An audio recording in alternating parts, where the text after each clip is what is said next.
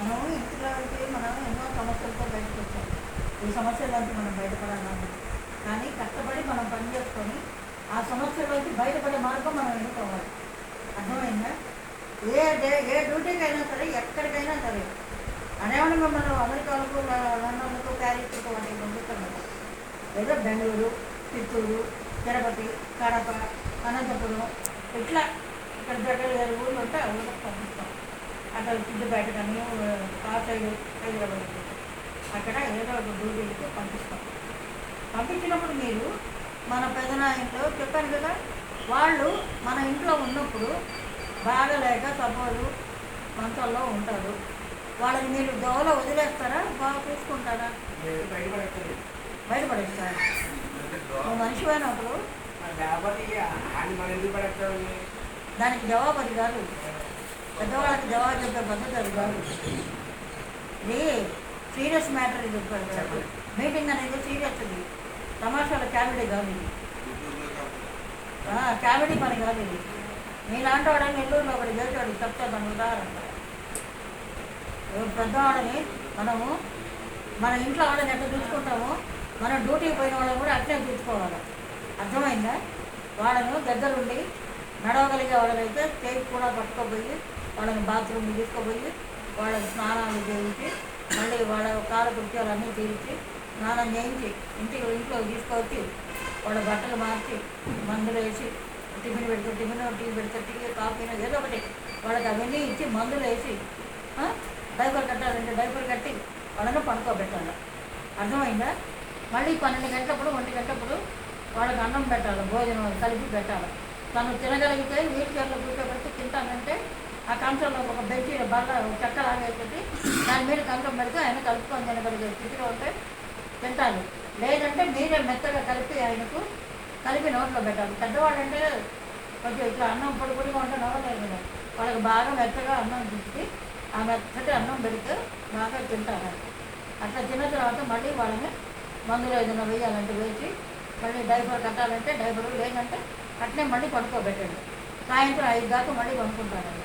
మళ్ళీ 5 గంటలప్పుడు లేచిన తర్వాత ఆయనకు పాలో టీనో ఏదో ఒకటి ఇస్తాడు. ఇచ్చి బిస్కెట్లో లేకపోతే బ్రెడ్ ఏదో ఒకటి ఇస్తాడు. అది తినిన తర్వాత మళ్ళీ కాసేపు వాకిట్లో వాకర్ పట్టుకొని అటు అయితే వాకర్ పట్టుకొని అటు ఇటు 4-5 సార్లు నడిపించి మళ్ళీ కుర్చీలో కాసేపు కూర్చోబెట్టాలి. అంటే రిలాక్స్ అవ్వాలి.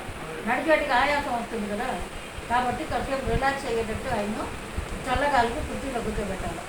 మళ్ళీ అవతల కాసేపు ఆగిన తర్వాత తీసుకుపోయి లోపల కూర్చోబెట్టిన తర్వాత ఆయన అన్నం తింటాడో టిఫిన్ తింటాడో అవి పెట్టించి మందులు వేసి మళ్ళీ పడుకోబెట్టాలి. అప్పటితో మీ పని పూర్తవుతుంది. అర్థమైందా? మీరు భోజనాలు చేసేసి ఒకవేళ మీరు అక్కడే పడుకుంటారో లేదా మీకు రూమ్ ఇస్తారో ఏదో చేస్తారు. ఒకవేళ పిలిచినప్పుడు ఆయన ఒకప్పుడు బాత్రూమ్ పోవాలన్నప్పుడు లేచి కూడా ఆయన తీసుకుపోయి బాత్రూమ్ తీసుకుపోయి రావాలి. ఇది మీరు చేయాల్సిన డ్యూటీలు అక్కడ. అవన్నీ నీట్గా చేసుకోవాలా. ఏం బాబు ఏ డ్యూటీకి పిలిస్తే ఏమైనా ఆ డ్యూటీలు నీట్గా చేసుకోవాలా. ఒకవేళ మీకు ఏదైనా సపోజ్ అక్కడ ఏదైనా ప్రాబ్లం వచ్చిందనుకోండి, మాకు 4 రోజుల ముందు మాకు చెప్పాలి. అర్థమైందా? చాలు, నాకు ఇక్కడ నచ్చలేదు, ఇట్టున్నది అని చెప్పి మీరు చెప్పాలి. చెప్తే మేము రీప్లేస్మెంట్కి ఎవరినో ఇంకొకరిని పంపిస్తాం. అంతేగాని మీరు మీ పాటికి మీరు అక్కడ గొప్ప పరిగెత్తుకొని రావడం కానీ లేదంటే చెప్పా పెట్టకుండా వెళ్ళిపోవడం కానీ అట్లాంటివి చేయకూడదు. మనము నీతి నిజాయితీగా ఉన్నప్పుడు దాన్ని బట్టి మనం ప్రవర్తించాలి. సరేనా? ఇప్పుడు 2-3 అట్లే వెళ్ళిపోయారు, చెప్పా పెట్టకుండా వెళ్ళిపోయారు. వాళ్ళకి జీవితంలో వాళ్ళకి మళ్ళీ డ్యూటీలో పెడతారా పెట్టదు.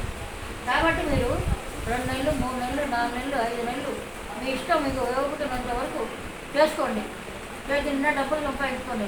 లక్షణంగా ఇంటికి వెళ్ళండి, భార్య బిడ్డలతో లక్షణంగా ఉండండి. మళ్ళీ ఒక వారం 10 రోజులు హ్యాపీగా ఇంట్లో గడపండి.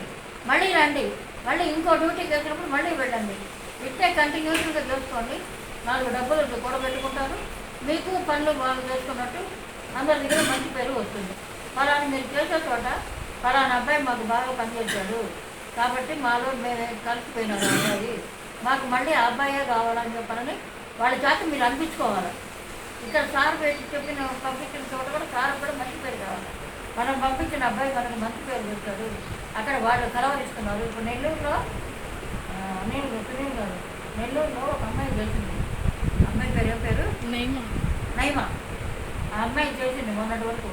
వాడు అల్లుడికి యాక్సిడెంట్ అయిందని చెప్పని వచ్చింది. ఆ అమ్మాయి వస్తుంటే వాడు బ్యాగ్ బిగబెట్టేశారు. నువ్వు బ్యాగ్ తీసుకోకపోతే ఇంకా రావు, నువ్వు మళ్ళీ రావాలని బ్యాగ్ పెట్టుకున్నాను. తెలుసా, అట్లా ఉండాలి. అదే నేను చెప్పడం, వాళ్ళకు మనం చేసే పని నచ్చింది అనుకో మనల్ని వదలరు. అర్థమైందా? వాళ్ళు చెప్పే మాటకు మనం తల వంచుకొని చేసుకోవాలి. అంతేగాని వాడు ఏదైనా సపోజ్ ఒక మాట అన్నానని మనం ఎదిరించి వచ్చామనుకో ఎవరికి దెబ్బ? మనకే కదా నష్టం. కాబట్టి సపోజ్ ఇప్పుడు మన ఇంట్లో మనల్ని పెట్టి పోషించేవాడు ఒక మాట పెట్టేవాడికే తిట్టేటప్పుడు కూడా ఉంటుంది. సపోజ్ అదేమంటే నిన్ను కొట్టరు, తిట్టరు, ఇంకా తప్పుడు మాటలు తిట్టరు. ఏదో సపోజ్ వరుస్తారు, ఏటయ్యా అటు చేసావు అటు చేసావు అని అంటారు. ఏదో ఒక 5 నిమిషాలు ఏం చేస్తారని చెప్తున్నారు అనుకోవడం, ఒక 5 నిమిషాలు పక్కకు తిన్నారు. ఆయనకు కోపం తప్పింది, మీకు ఇది అవుతుంది, మళ్ళీ మిమ్మల్ని బాగా మరకట్టుకొని మాట్లాడాలి. కాబట్టి మీరు ఇది చేసుకోండి. ఇప్పుడు ఇది తీసేయలేమ్మా, నువ్వు అన్నదానికి